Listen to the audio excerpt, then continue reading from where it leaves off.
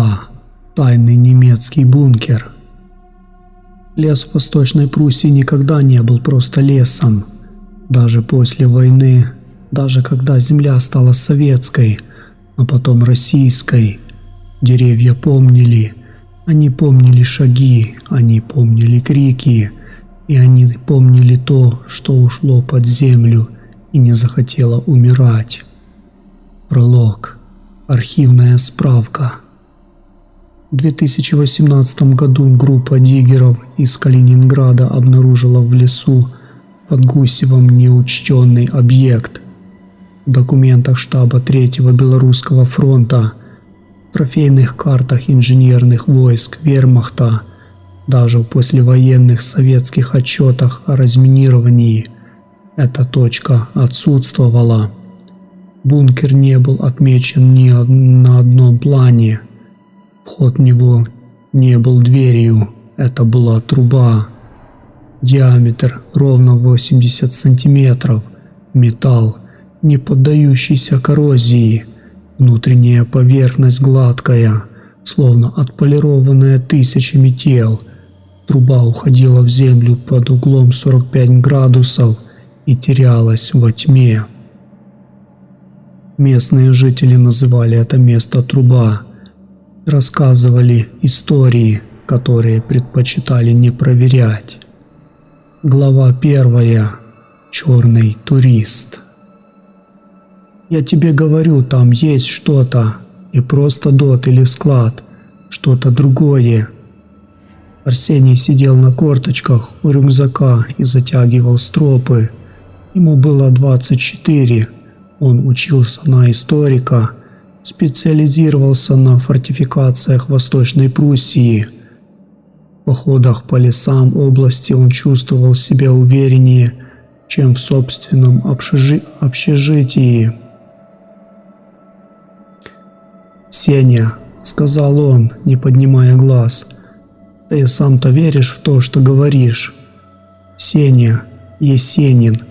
Мать была поэтессой-дилетанткой, отец – алкоголиком с чувством юмора. Стоял у машины и перекатывал во рту незажженную сигарету. Ему было 27, он работал оператором на телевидении и снимал любительские документалки про заброшки. Обычно просил называть его режиссер, но Арсений звал его просто Сеней. Верю, потому что видел. Видели многие. Колодец в лесу, железная труба, из которой пахнет. Чем пахнет? Старым мясом. Сеня наконец прикурил. И не просто мясом, химией, формалином и еще чем-то, от чего у меня волосы на затылке встали. Арсений поднялся, отряхнул колени. День клонился к вечеру, июльское солнце висело низко над верхушками сосен, и лес отбрасывал длинные косые тени, похожие на пальцы, которые тянулись к дороге. «Мы не полезем внутрь», — сказал Арсений твердо, — «только осмотрим вход, возьмем пробы грунта, сфотографируем. Все, договорились?»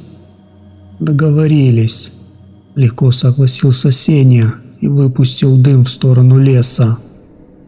Они оба знали, что это не так. Сеня никогда не умел останавливаться, а Арсений слишком много читал про секретные объекты нацистской Германии, про Ризу, про Олимп, про подземные заводы, где испытывали оружие, которому не дали названий. Любопытство было их общим проклятием. Машину оставили на проселке, дальше пошли пешком. Сеня вел, он уже был здесь месяц назад, когда снимал материал про местные легенды.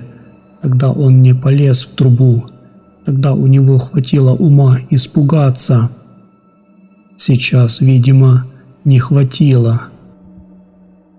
Лес встретил их тишиной, не просто отсутствием звуков, особой плотной тишиной, когда даже птицы замолкают, и слышно только, как кровь шумит в собственных ушах.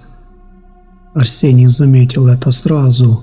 Он бывал в лесах области 100 раз, и всегда был шум, всегда. А здесь будто кто-то нажал на мьюте. «Странно», — сказал он тихо. «Ага», — кивнул Сеня. «Здесь всегда так, в радиусе 100 метров от трубы». Они вышли на поляну через 10 минут. Арсений ожидал увидеть что-то монументальное. Бетонные стены, железные ворота, хотя бы следы ограждения. Ничего.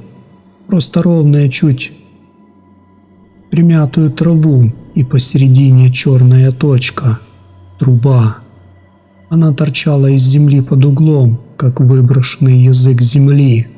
Диаметр чуть больше, чем распахнутые плечи взрослого мужчины. Металл был странным, не ржавым, не блестящим, а матово-черным, словно поглощающим свет. Солнце висело прямо над ней, но труба не бликовала, она просто чернела, как дыра в реальности. «Подойди», — позвал Сеня, доставая камеру. Арсений шагнул вперед и сразу почувствовал запах. Сеня не преувеличивал. Смесь формалина, старого мяса и еще чего-то сладковато-тошнотного, отчего желудок сделал кульбит. Но было в этом запахе и другое, глубокое, землистое, древнее, как если бы труба вела не просто в бункер, а в само нутро земли. Он присел на корточки, посветил фонариком внутрь. Свет ушел в черноту и не вернулся. Ни отражения, ни блика на стенах. Фонарик выхватывал только первые 1,5 метра гладкого металла, а дальше абсолютная тьма, которая, казалось, двигалась навстречу свету. Глубину никто не промерил, сказал Сеня за спиной. Я кидал камень, считал. Камень падал 37 секунд. Арсений выключил фонарик. Ты понимаешь, что это невозможно. Угол наклона 45 градусов.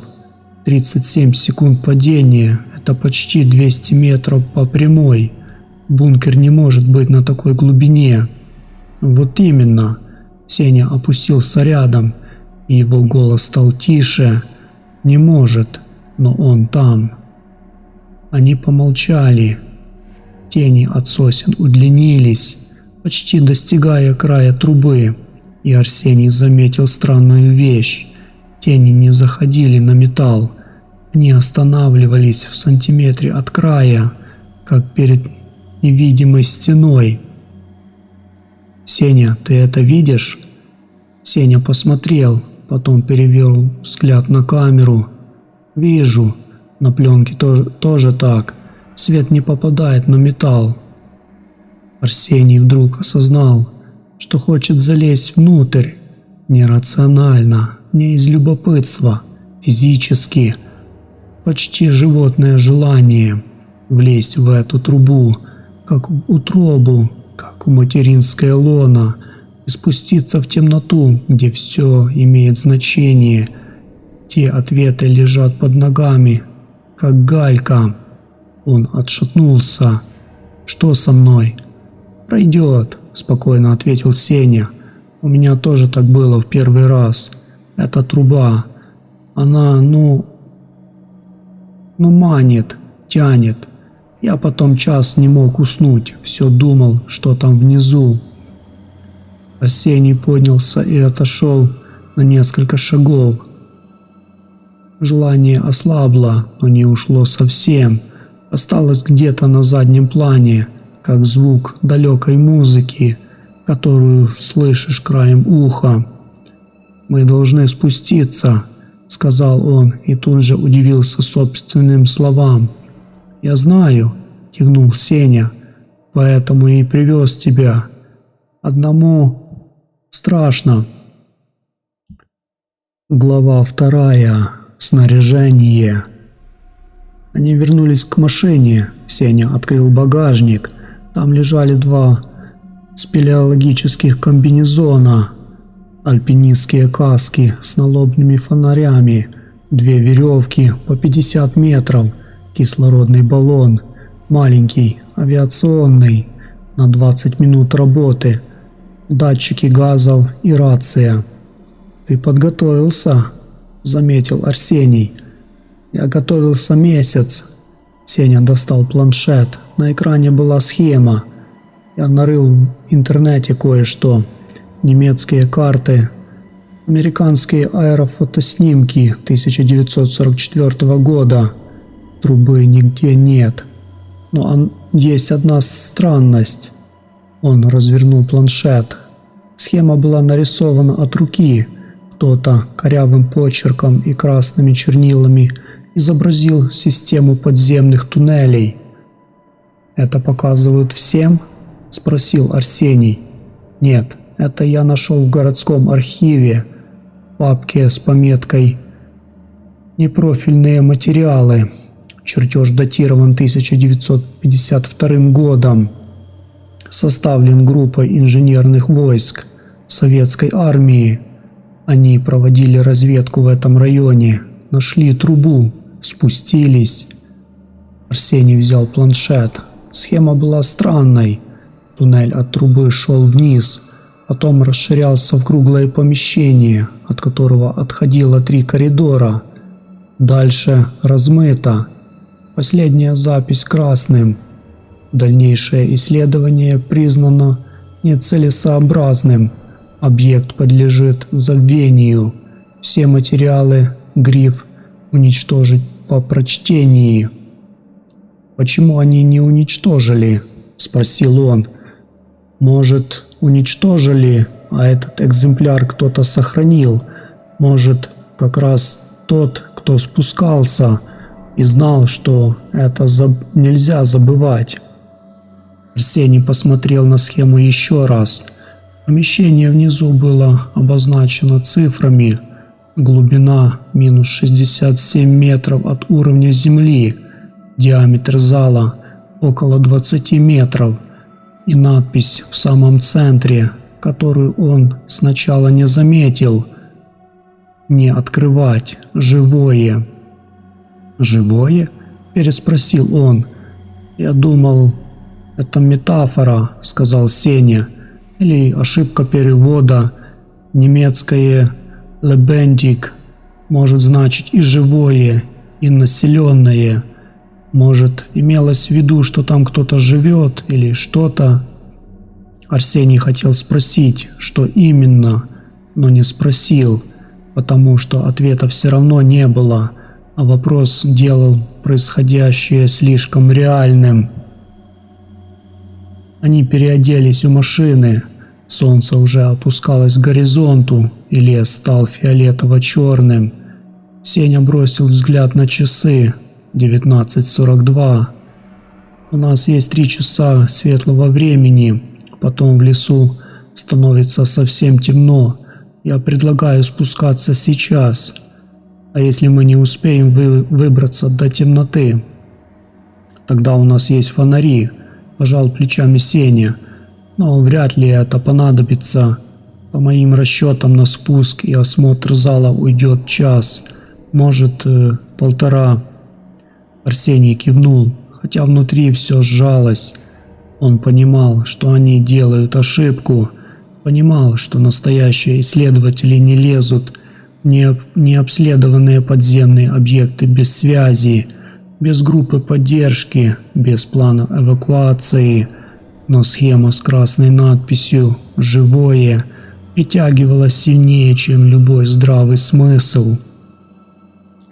Он достал телефон, хотел написать матери короткое сообщение: «Я в порядке, не волнуйся».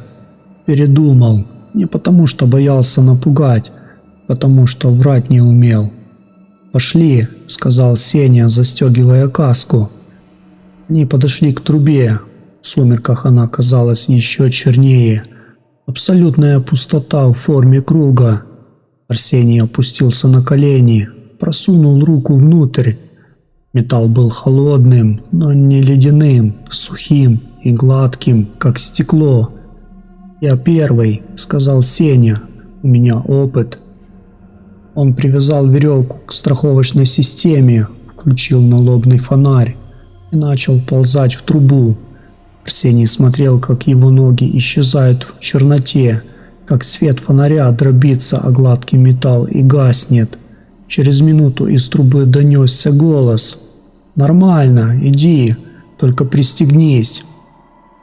Арсений глубоко вздохнул, защелкнул карабин и полез следом. Глава 3. Спуск. Пространство внутри трубы было неправильным. Арсений понял это почти сразу.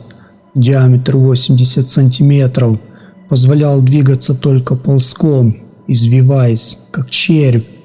Но странность была не в тесноте, странность была в геометрии. Когда он посветил фонариком вперед, луч не уходил в бесконечность, он упирался в стену. Казалось, труба закончилась через пару метров. Но когда Арсений проползал эти 2 метра, стена отодвигалась все время. Она двигалась вперед, а горизонт уходил от него с той же скоростью. «Ты чувствуешь?» — крикнул он Сене. Голос внутри металла звучал глухо, как из бочки. «Да». «Не смотри на стены, смотри на меня и не останавливайся». Веревка между ними была туго натянута. Арсений полз, упираясь коленями и локтями в гладкий металл, который не давал сцепления. Каждое движение требовало усилий. Пол заливал глаза. Дыхание стало хрипким. Воздух в трубе был тяжелым, спрессованным, как на глубине. Через 10 минут он понял, что они уже глубоко. Как он понял? По ушам. Заложило, как в самолете. Давление менялось. Не сильно, но заметно. Каждый глоток воздуха давался с легким хлопком в барабанных перепонках. «Сеня, сколько мы прошли?» «Метров 200, наверное. Но это невозможно. Угол наклона. Мы должны были упереться в грунтовые воды, в глину, в скалу. Здесь не может быть пустоты на такой глубине». Сеня не ответил. Они ползли дальше. Арсений перестал смотреть на стены. Это помогало не сходить с ума. Он смотрел на ноги Сени впереди, на желтый свет его фонаря, который плясал на металле, и повторял про себя: «Это просто труба, просто металлическая труба. В ней нет ничего, кроме воздуха и темноты». Но воздух был странным. Пахло не формалином и не старым мясом.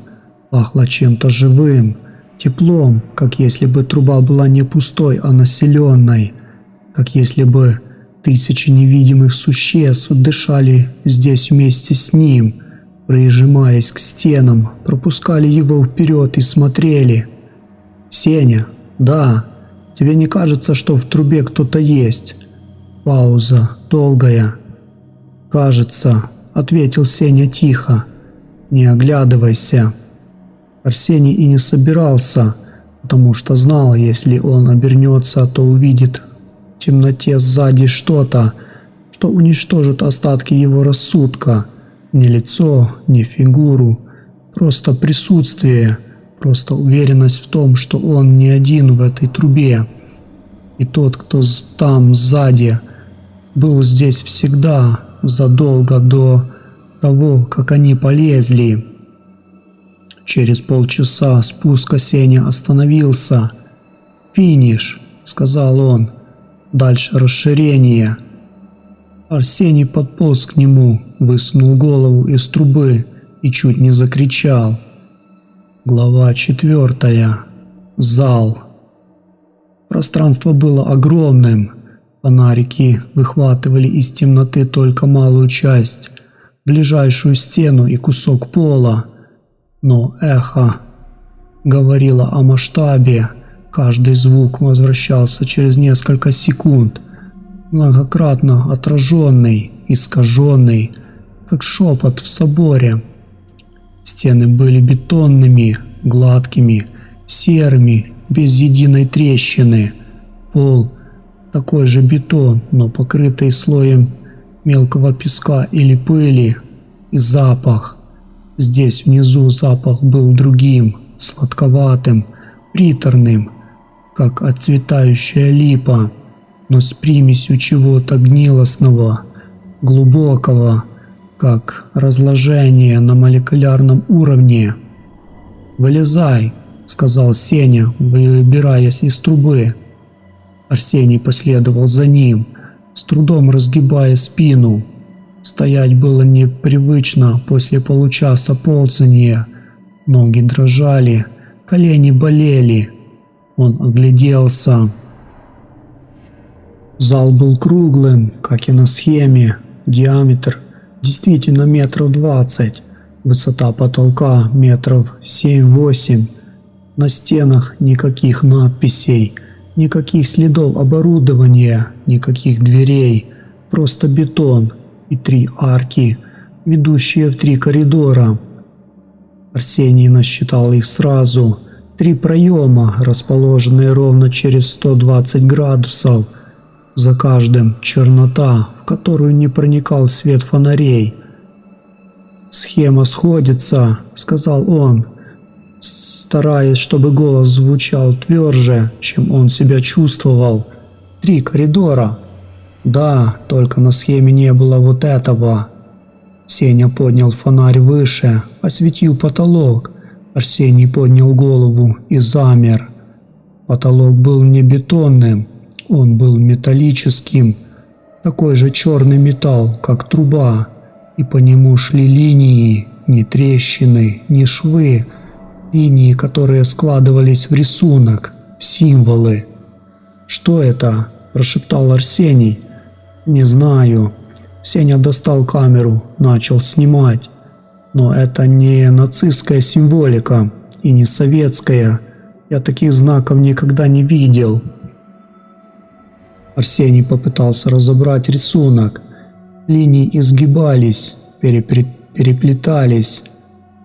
Образовывались спирали, которые закручивались к центру потолка, где была маленькая черная точка диаметром с кулак, тоже металлическая. «Сеня, посмотри на центр». Сеня поднял камеру, помолчал. «Она дышит», — сказал он вдруг. «Что?» «Точка, черная точка в центре. Она расширяется и сужается, как диафрагма, как живая», — закончил Арсений. Они стояли под этим черным металлическим небом, на бетонном полу посреди круглого зала и смотрели на то, чего не могли объяснить. Точка в центре потолка действительно пульсировала, медленно, ритмично, с интервалом примерно в 5 секунд. И в такт этой пульсации по полу пробегала едва заметная дрожь. Зал дышал. «Нам нужно уходить», — сказал Арсений. «Мы только пришли», — возразил Сеня, но голос у него дрожал. «Мы не видели коридоры, мы не знаем, что там». «Вот именно, мы не знаем, и это опасно». Сеня опустил камеру и посмотрел на друга. В свете налобных фонарей его лицо было бледным, глаза расширенными. «Ты чувствуешь это?» – спросил он. «Не только пульсацию, что-то еще, как будто мы не одни». Арсений чувствовал тяжелое, давящее присутствие, которое исходило не из одного места, а отовсюду, из стен, из пола, из воздуха. Присутствие, которое наблюдало за ними, изучало, ждало. 3 коридора, сказал Сеня, словно убеждая сам себя. Мы можем быстро заглянуть в каждый, по 5 минут и назад. Нет. «Арсений, мы не вернемся сюда никогда. Если сейчас не посмотрим, будем жалеть всю жизнь». Арсений знал, что Сеня прав, но знал и другое, то, что говорит ему инстинкт, древний, как человечество. «Не ходи туда, не смотри на это, не дай этому увидеть тебя». Он открыл рот, чтобы сказать «нет», но в этот момент из центрального коридора донесся звук. Шаги, мягкие, осторожные, но отчетливые, шарканье подошв по бетону. Кто-то шел к ним из глубины, не быстро, не медленно, с той уверенностью, с которой хозяин идет на звук непрошенных гостей. «Сеня!» – прошептал Арсений. «Выключи фонарь!» Сеня не двинулся. Он смотрел в черноту коридора, и его лицо в свете фонаря стало серым, как бетон. «Выключай!» Арсений щелкнул своим фонарем, и зал погрузился в полную тьму. Тьма оказалась плотной, не просто отсутствием света, материальной, осязаемой. Она давила на глаза, на кожу, на легкие, и в этой тьме шаги продолжались. Они приближались. Арсений задержал дыхание. Он слышал, как рядом тяжело дышит Сеня, как бьется его собственное сердце, как кровь шумит в ушах, и сквозь этот шум шаги.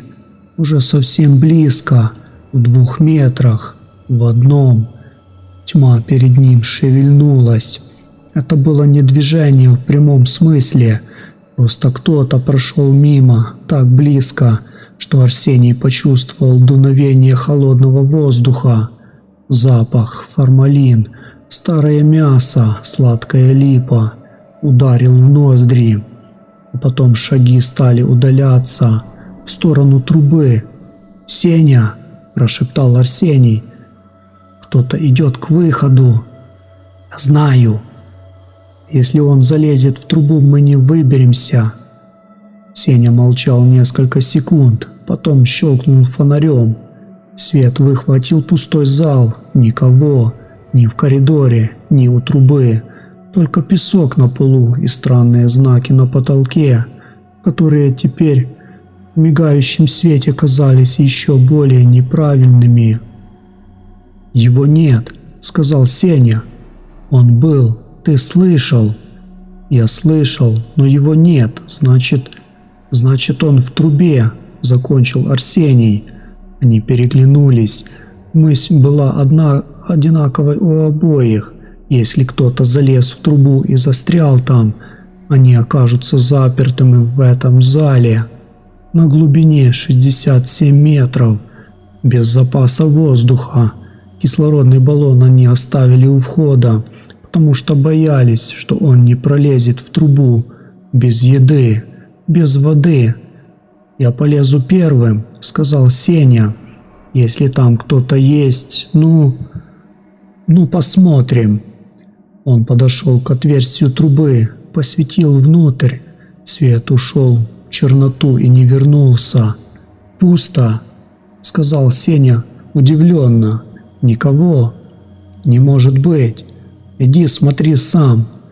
Арсений подошел, заглянул. Действительно, труба была пуста, но в том, как свет падал на ее стены, было что-то неправильное. Раньше металл был гладким, теперь на нем появились какие-то разводы, темные, влажные. «Сеня, что это?» Сеня присел, провел пальцем по внутренней стенке трубы, поднес руку к свету. Пальцы были красными. «Кровь», — сказал он спокойно. «Старая или нет, не засохла». «Пошли наверх». Арсений уже не спрашивал, он требовал. «Немедленно». «Хорошо». Но когда Сеня полез в трубу, оказалось, что веревка, которую они оставили для подъема, исчезла. Не перерезана, не порвана, просто исчезла. как будто ее никогда не было. «Арсений!» – голос Сени из трубы звучал странно. «А у нас нет страховки. Ползи без нее, угол не критический, сможешь выбраться». Сеня пополз. Арсений ждал. Прошла минута, 2, 5. «Сеня!» Тишина. «Сеня, ты меня слышишь?» Из трубы донесся звук, не голос, не шаги, что-то среднее между стоном и смехом, низкое, вибрирующее, идущее откуда-то из глубины трубы, а может из самого металла. «Сеня!» И тогда Арсений понял, веревка не исчезла, она была у него на поясе. Он забыл ее отстегнуть, когда вылезал. Просто не заметил в темноте и суете. А Сеня полез без страховки, и теперь его нет. Арсений включил фонарь на полную мощность, сунул голову в трубу и закричал: «Сеня, вернись, ползи назад!»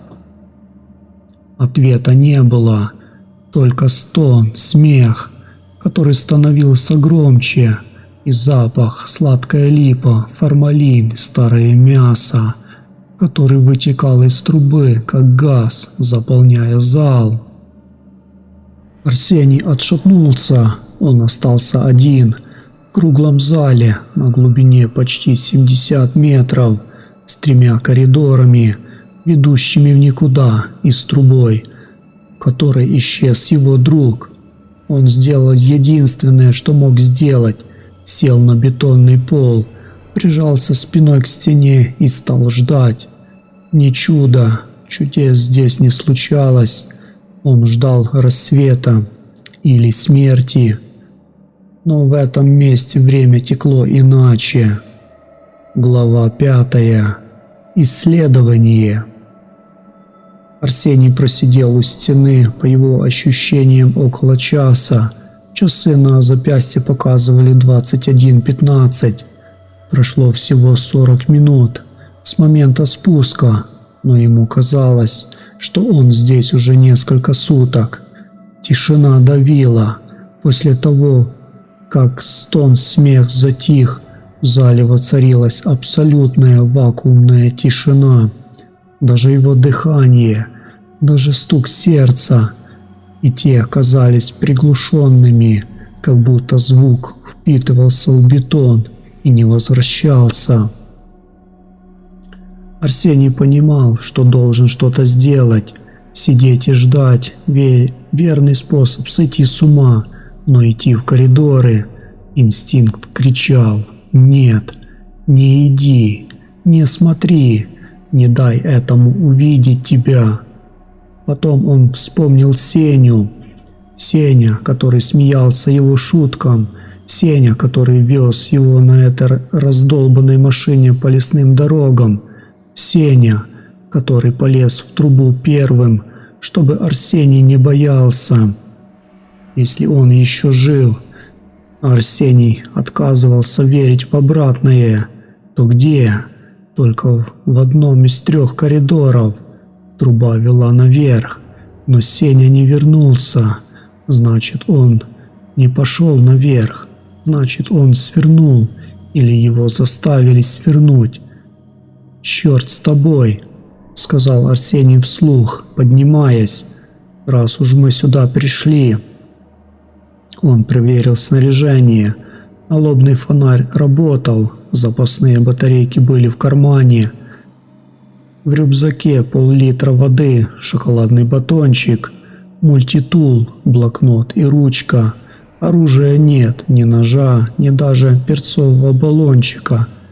«Историк, блин», — подумал он с горечью. Он подошел к левому коридору, первому от трубы. Посветил внутрь. Коридор был прямоугольным, высотой около 2 метров, шириной метр, бетонные стены, бетонный пол, без дверей, без ответвлений. Уходил вперед, а столько хватало света. метров на 20, а дальше терялся в темноте. Арсений сделал глубокий вдох и шагнул внутрь. Шаги отдавались эхом, но быстро гасли. Воздух в коридоре был холоднее, чем в зале, градусов на 5, на 10, и пахло здесь иначе, не сладко, гнилостно, а остро металлически, как если бы в воздухе была растворена ржавчина или кровь. Он прошел метров 50. Коридор не менялся, тот же бетон, та же темнота впереди. Ни табличек, ни ламп, ни проводов. Бункер, в котором никогда не было электричества, или который не использовали так, как предполагали строители. Он остановился. Впереди, на пределе света фонаря, что-то белело. Арсений подошел ближе и увидел, что это бумага, несколько листов, разбросанных по полу. Он поднял один. Бумага была серой, пожелтевшей, с рваными краями. Текст от руки, немецким готическим шрифтом. Арсений знал немецкий. Историк все-таки и смог разобрать. Я больше не помню, сколько дней прошло. Часы остановились, свечи кончились. Я сижу в темноте и слушаю, как по коридорам ходят. Их много. Они не люди, но когда-то были людьми. Я знаю это, потому что они говорят. Говорят на всех языках, которые я знаю, и на тех, которых не знаю. Они зовут меня. Я не пойду. Арсений перевернул лист. На обороте рисунок углем. Человек без лица. И вокруг него фигуры, тянущие к нему руки. Рук было слишком много. Он опустил лист, поднял другой. Меня зовут Гельмус Вайс. Обер-лейтенант инженерных войск. Если вы читаете это, не идите дальше, не слушайте их голоса, не смотрите в темноту. Самое страшное не то, что они делают с телом. Самое страшное – они помнят. Они помнят, кем были, и помнят, кем стали. И хотят, чтобы мы тоже помнили. Арсений сунул лист в рюкзак. Сердце колотилось где-то в горле, но он продолжал идти. Еще через 50 метров коридор расширился в небольшую комнату, метров 5 на 5. В комнате стоял стул и что-то вроде железной кровати без матраса. На столе керосиновая лампа, пустая. Ржавый скальпель и блокнот в кожаном переплете. Арсений открыл блокнот.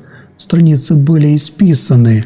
Сначала аккуратным немецким почерком, потом более нервным, размашистым, а последние страницы просто каракулями, которые невозможно было разобрать. Он начал читать с первой записи. 3 апреля 1945 года нам приказали спуститься. Оберст Зоммерфельд сказал, что это последнее убежище, что русские уже в 20 километрах и что здесь, под землей, мы будем в безопасности. Я не верил ему. Никто не верил, но выбора не было. 7 апреля. Генератор сломался, света нет. Мы зажгли факелы. Стены в туннелях странные. На них появляются надписи, которых мы не делали, на разных языках. Латынь, древнегреческий, иврит. И один язык, который не похож ни на один нам известный. Штурмбанфюрер Мюллер сказал, что это язык первоисходника. Я не знаю, что это значит, я боюсь спрашивать. 10 апреля. Сегодня исчез ефрейтор Беккер. Он пошел в правый туннель и не вернулся. Мы слышали его крики. Они длились несколько часов, потом стихли. Когда мы пошли искать, мы нашли только его форму, аккуратно сложенную. Внутри ничего, только черная пыль. Арсений перелистнул несколько страниц. 15 апреля. Они приходят ночью или днем. Я уже не различаю. Они приходят из стен. Сначала я слышу шепот, потом чувствую запах. Липа, формалин, мясо. Потом они касаются меня. Холодные и сухие. Они не говорят, но я слышу мысли. Они хотят, чтобы я помнил все, каждую секунду моей жизни. Они говорят, что память – это пища, и они голодны. 18 апреля. Осталось 5. Остальные ушли в туннели добровольно. Они сказали, что там в глубине есть свет. Я не верю. Там нет света, там только память. Последняя запись была сделана совсем другим почерком, детским, почти печатными буквами. Я забыл свое имя, я забыл, зачем пришел. Я помню только одно: не уходите далеко от входа, не слушайте их. Они не хотят зла, они хотят только помнить. А когда они помнят тебя достаточно долго, ты перестаешь быть собой, ты становишься их памятью и остаешься здесь навсегда. Арсений закрыл блокнот, руки дрожали. Он понял, что это за место.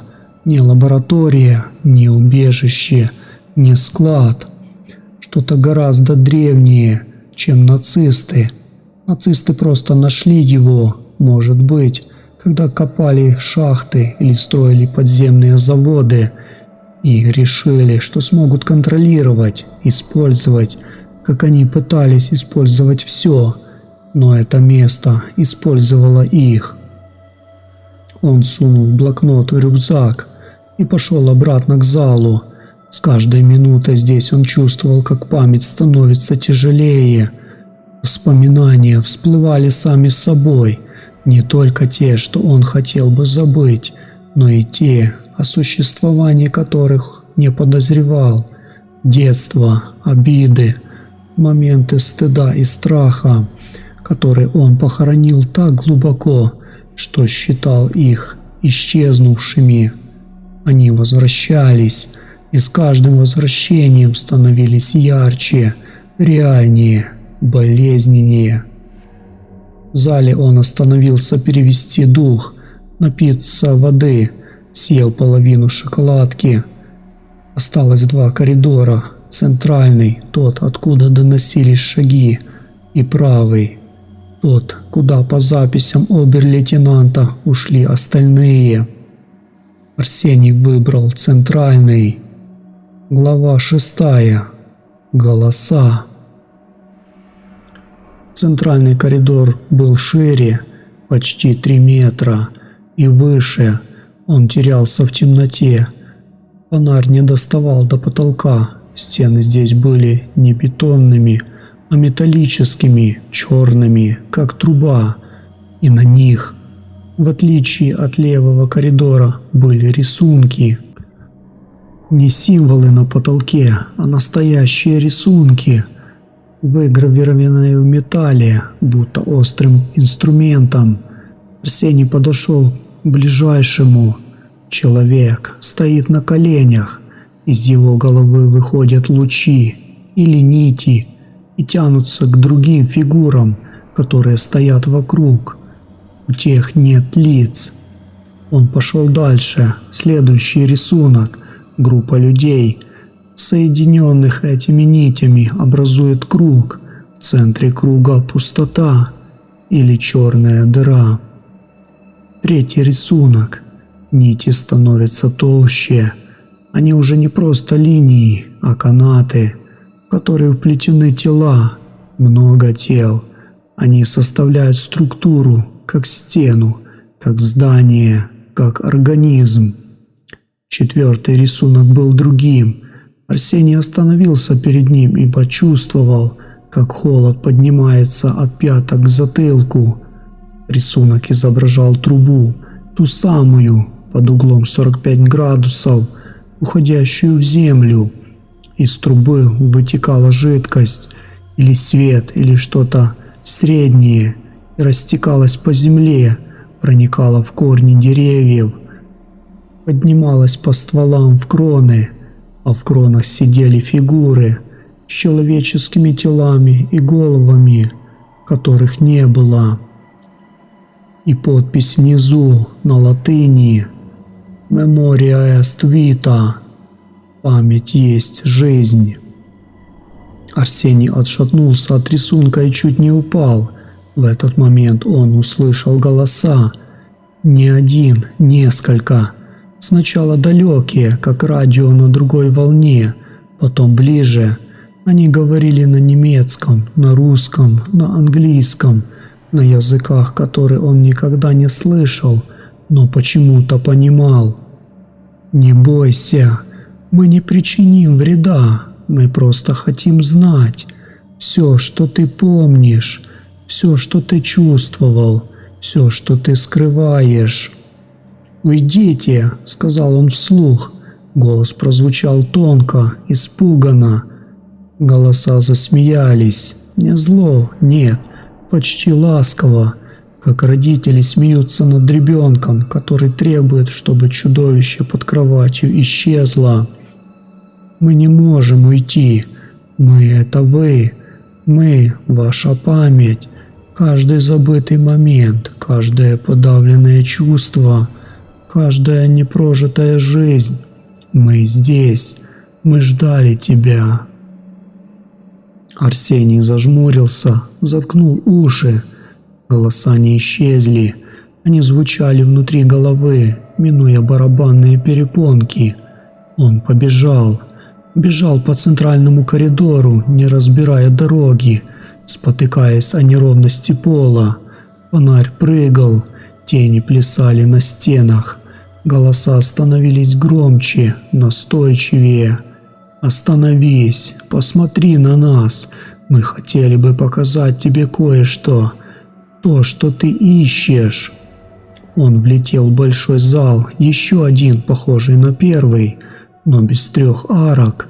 Здесь вместо арок была одна дверь, железная, массивная, с гербом Третьего Рейха и свастикой, и надпись на немецком «Nur für Engaged Personal», только для посвященного персонала.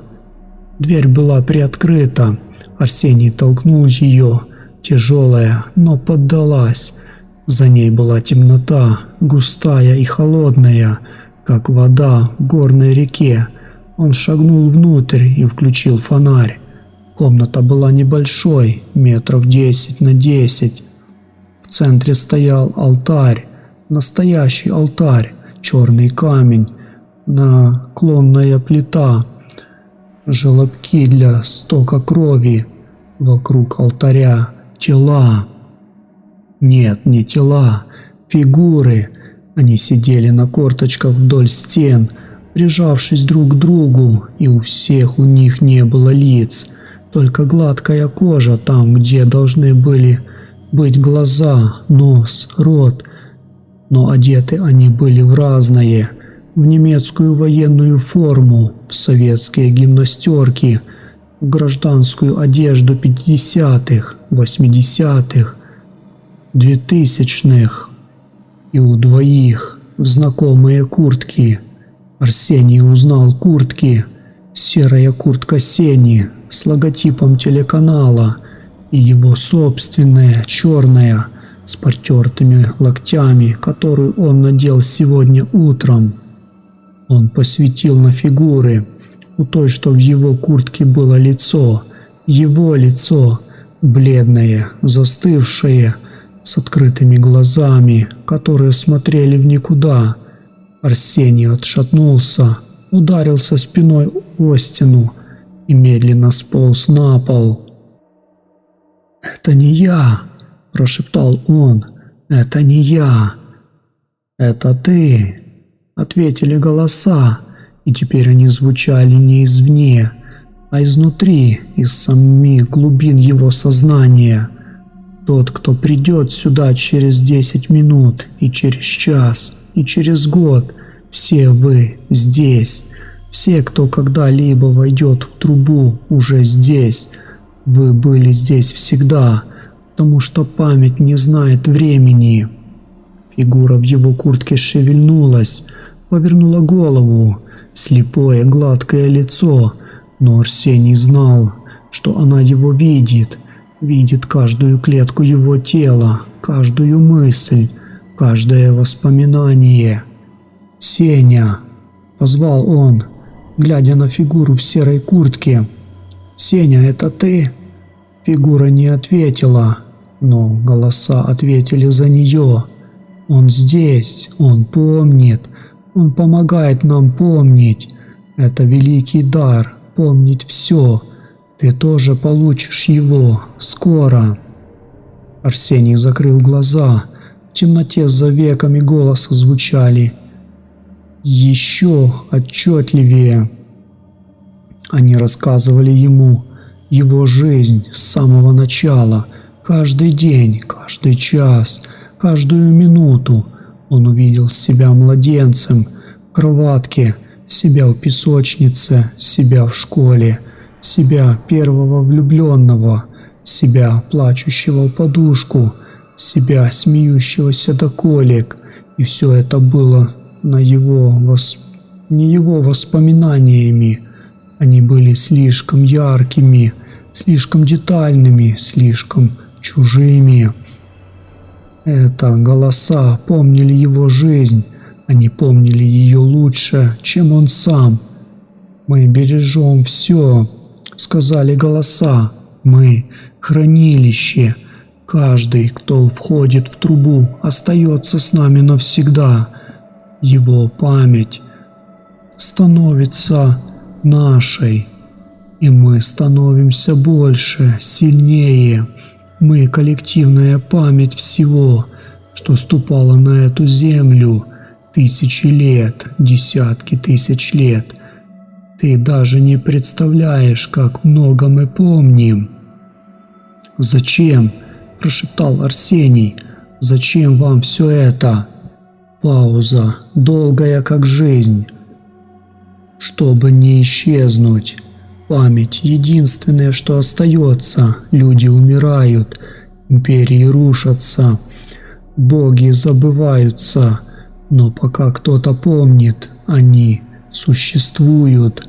Мы – вечность, мы – последняя инстанция. Когда умрет последний человек, мы все еще будем помнить, и мир не исчезнет». Арсений открыл глаза. Фигура в его куртке стояла прямо перед ним, безликая, но такая знакомая. Она протянула руку, и на ладони у нее лежал маленький черный диск, похожий на тот, что на потолке первого зала. «Возьми», — сказали голоса, — «и помни все». Он не сказал и не знал, сколько просидел так, глядя на диск, чувствуя, как память заполняет его, как стирает границы между прошлым и настоящим, между собой и другими. Он видел лица людей, которых никогда не встречал. Он слышал голоса на языках, которых не учил. Он знал имена мертвых городов и живых кошмаров.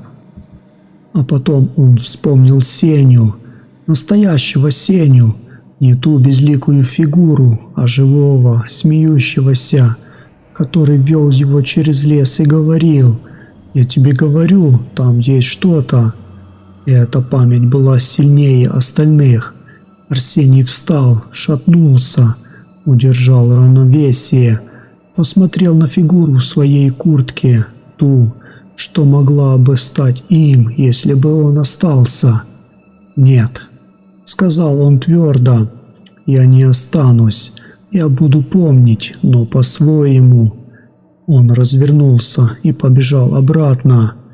Голоса взвыли, не ласково, не успокаивающе, яростно, требовательно. «Ты не можешь уйти, ты уже наш. Твоя память принадлежит нам.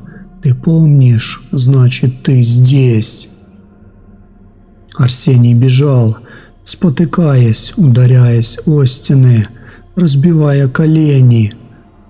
Голоса бились в его голове, как птицы о стекло, выклевывали воспоминания, пытались удержать, но он цеплялся за одно, за образ Сени, каким он был до того, как полез в трубу. Живой образ, реальный, не тот, который хранили голоса, а тот, который хранил он сам. Он вбежал в первый зал, труба была на месте, черная, пульсирующая, дышащая. «Сеня!» – закричал он, падая на колени перед отверстием. «Сеня, если ты меня слышишь, возвращайся, я не уйду без тебя».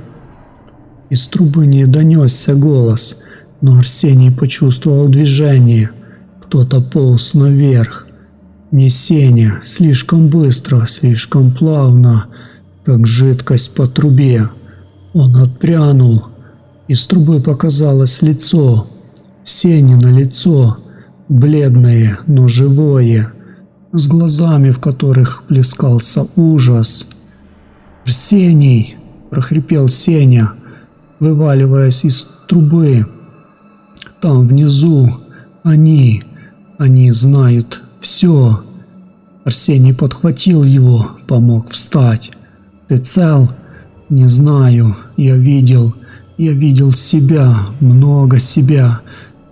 Таких, каким я мог быть. Таких, каким я никогда не стану. Они показывали мне все, каждый мой выбор, каждую возможность. Арсений, это не бункер. Это машина, которая собирает память, которая питается ею. Я знаю, нам нужно уходить. Сейчас». Они подбежали к трубе. Арсений заглянул внутрь.